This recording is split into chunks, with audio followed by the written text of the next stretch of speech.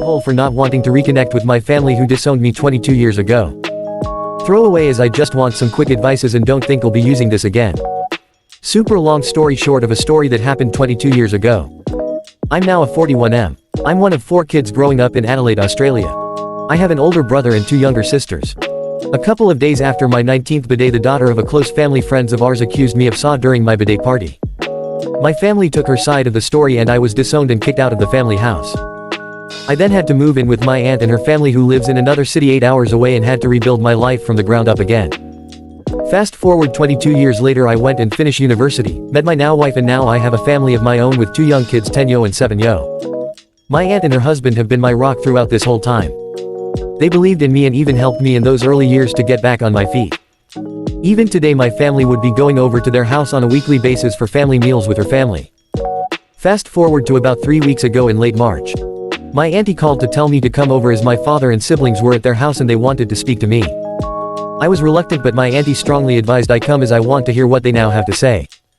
When I arrived at auntie's place, and sure enough there were my old family, siblings and all. They were just so much older now, but it was definitely them. Cut the long story short and give you the gist of it. I asked them what they wanted.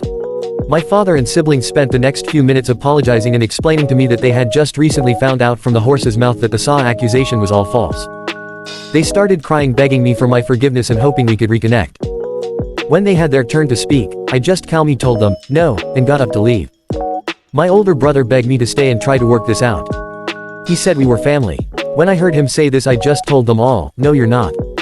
They're just strangers to me now. My real family were my aunt and her family. Her sons were my siblings. They were my best man, groomsmen at my wedding. I'd even changed my surname to my aunt husband's surname. When my father heard this, he completely broke down. I didn't care. I thought I would be angry or something along those lines, but I wasn't. I felt nothing for this people. They were just strangers to me now. I didn't even ask about how the truth came out. I didn't wanted to know. I didn't care. I told them never to contact me again. They're dead to me as I was to them all those years ago.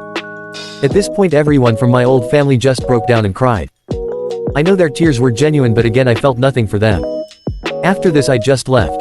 My aunt has been checking in on me over the next few days to encourage me to forgive and forget, but I said I had nothing to forgive as these people were strangers to me. She respected my decision. I know I left out a bunch of things in this story, but I'd tried to write this up a couple of times already and it always turns out too many pages too long. So AITHA for not wanting to reconnect with my family.